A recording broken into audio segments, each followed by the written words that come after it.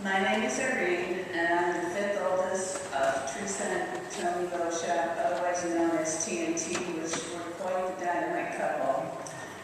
Teresa Francis Teresa was born on July 1st, 1925, in a small town called Bob, which is part of Slovakia, previously known as Czechoslovakia. She was the youngest of 7 children, raised in Bob till she was 14, but did not see her father and some of her siblings till she came to this country because they had immigrated previously and slowly brought the family over. They left when she was a few weeks old. The best word to describe my mom is spirit. As a mother, it was her spirit that encouraged her kids to march around the house with pots and pans as musical instruments. As a wife, it was her spirit that had our father dancing the polka. And as a woman, it was her independence, her love of life, and her mischievous spirit that defined who she was. In 2005, Ed, Antoinette, and myself had the privilege of taking our mother back to her hometown, and we heard amazing stories of her childhood. These stories truly define who she was. When her grandmother would come to town, my grandmother would send our mother to the store to buy a little jigger of rum to entertain the grandmother. In those days you could do that. Mom was known to stick her finger in the rum all the way home from the store and sample it. Then there was the time that she was supposed to be watching the geese in the field. Having that mischievous spirit, Mom was playing, and one of the geese got out of the field and was picked up by the game warden.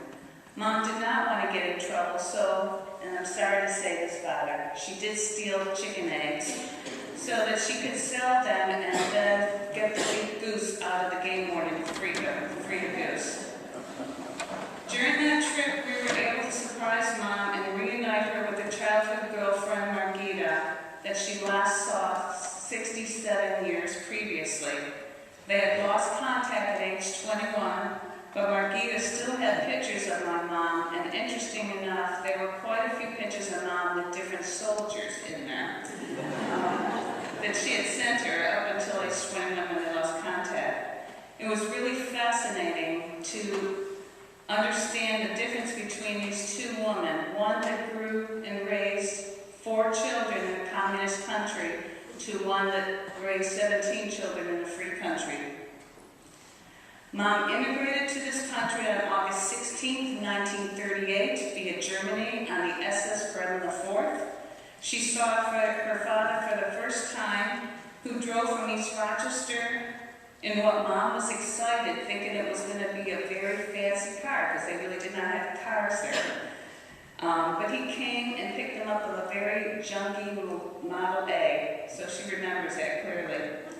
She proudly became a citizen on May 25th, 1943, and for the past several years she would go to Terry's Children's School to share stories with the history class of what it was like coming through Ellis Island as an immigrant. She enjoyed doing that, spending time with the children.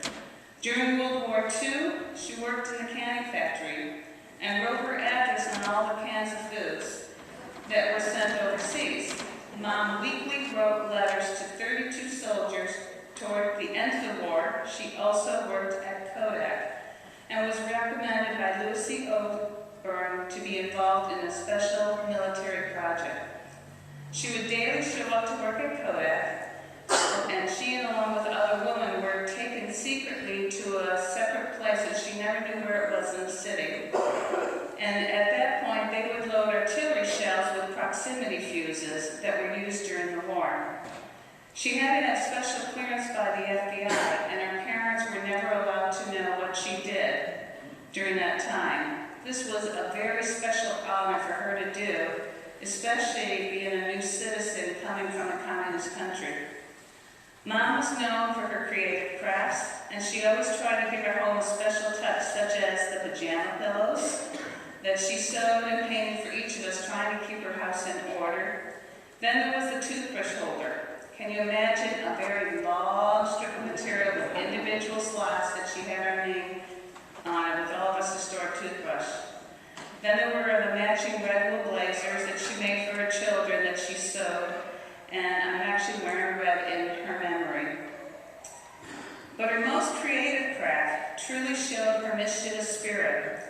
And that was when Brother Ed purchased his home, and Mom made him a very special housewarming gift as a joke. It was a very frilly blue gingham apron that she embroidered little red cars over it. She had a sense of adventure. Several years ago, we took her on a gondola ride to over 11,000-foot elevation at the top of Mammoth Mountain. Mom got to the top, and she actually just did one of these and cheered. A few years later, we also took Michael on that gondola, and Michael was very apprehensive, panicking, thinking he was going to crash. I called Mom on the cell phone, handed the phone to Michael while ascending the mountain cliff, and she immediately said to Michael, "You baby, I did it." All those of you who have been to our home know that we have a very beautiful dining room table that we ate off of as kids. What you might not know that some of the younger children used to use that under the table and play it and fix it up like a tent, but they also took red crayon and wrote their names under the tent. Well, years later, my mom, without us realizing it, got under that table, wrote all of her kids' names and all of her grandkids' names, and it's there to this day. Was brought back into Robbie's house, where it belongs. At age 82, Mom and I took a cruise to the Caribbean, and she was the hit of the ship. From entertaining everyone, smoking a chocolate cigar in the cigar bar, to parasailing at age 82. Always up for new adventure. Then there was the love of her sports. She was a very avid Bills fan, and a week before she passed, she was watching the Bills game, and Pat went to give her her night medicines, but Mom refused and said, not till after the fish fry. And Pat thought the medicines were causing her to become confused. Then Mom started hollering, "Fry the fish," and Pat realized she wasn't confused. It was because the Bills were playing the Dolphins. Years ago, she was visiting us in San Diego, and Ed came down to watch the Bills game with her. And during the entire game, I heard her sweet, lovely mother holler more choice words that I cannot repeat in church because the Bills were losing. Mom also enjoyed playing practical jokes on all of her children.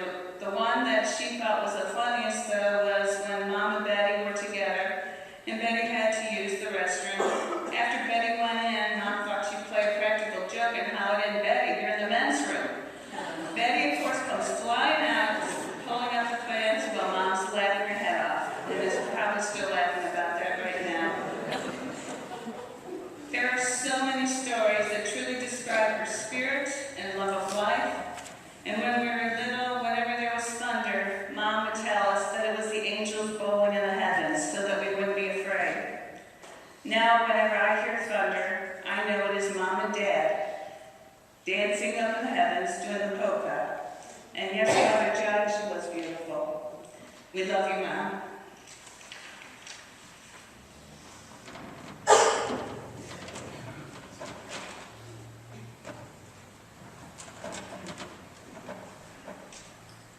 Good morning. My name is Pat, or otherwise known as Number 6. We have numbers, not names, most of the time. My mother, my friend. This phrase perfectly describes my beautiful mother. Mama of 17 is another one of the special names she was called by some of the local kids here. Every one of you is here today because our mom impacted your life in some way. Maybe you're one of her 17 kids, or 28 grandkids, 12 great-grandkids, or one great-great-granddaughter. Maybe you're a friend or a neighbor. How privileged we all are to have had her in our lives. She was the most caring, loving, sweetest person I have ever known. She was gentle, patient, and just a joy to be around. Mom had a very strong faith in God. She truly lived and loved the life of a good Christian and made God a priority in her everyday life. She loved playing cards with her kids and grandkids, and even taught her friends in Florida how to play push rummy, her favorite game. She enjoyed doing the jungle in the newspaper, as well as puzzles, and loved to read. She loved collecting dolls and would often dress them up and talk to them. One of her favorite things to do, other than holding a baby in her arms, was to sew. She made all of her clothes when we were kids. She really enjoyed making Raggedy Ann and Andy dolls, teddy bears, Red Riding Hood dolls, and also made replica of all of our bridal dresses and First Communion dresses, and then she dressed them on a doll, she made a replica of that dress for the doll. She was a lady of many talents. She did beautiful oil paintings. She was a terrific cook and baker, and she did many repairs around the house, and even fixed some concrete steps at her home at the lake. She wasn't going to let anybody else do that for her. She had to do it herself. There was also a concrete wall that my dad started at their home at the lake many years ago. He used stones that we gathered from the bottom of the lake, and he built a wall with the stones embedded into the concrete, but he never finished it. It always bothered Mom that it was unfinished, so this past summer, she painted rocks on the rest of the concrete so that it appeared finished. Half of the wall was real rocks, and the other half of the wall was rocks painted on it. It looked fabulous. You would never know by looking at it unless you went up real close to look. She was just amazing. One other thing she was is stubborn. If we were to call her that, she would say, I don't like the word stubborn, I'm tenacious. That's her favorite word. She had a fabulous sense of humor. The laughs we all had with her were priceless.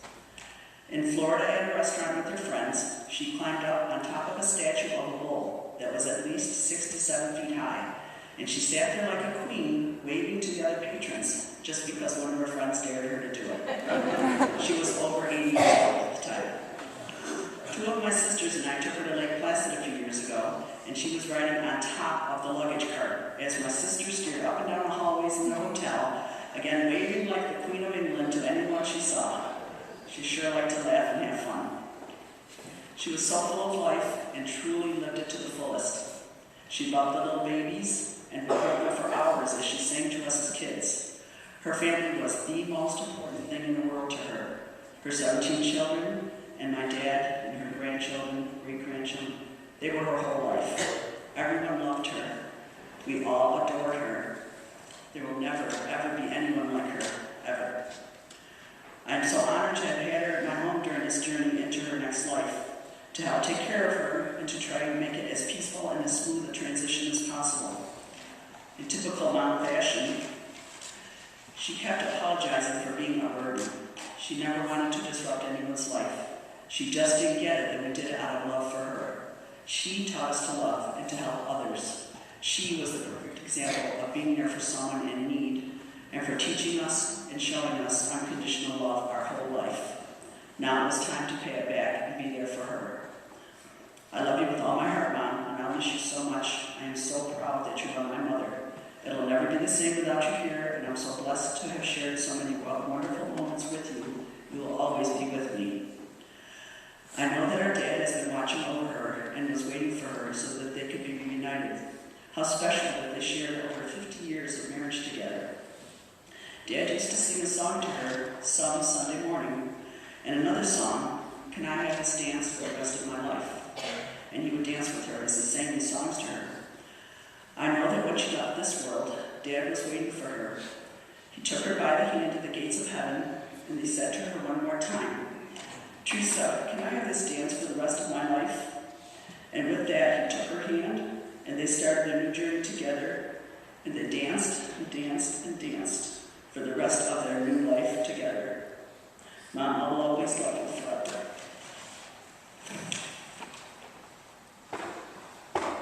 You know, it's not on the program, but I just want to say a couple things.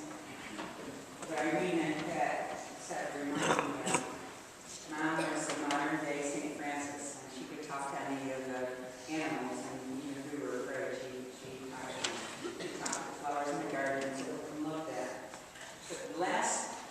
The two last things that I remember about Mom is before she left the cottage, she held Aiden, and he was only about 5 months old, I think, right?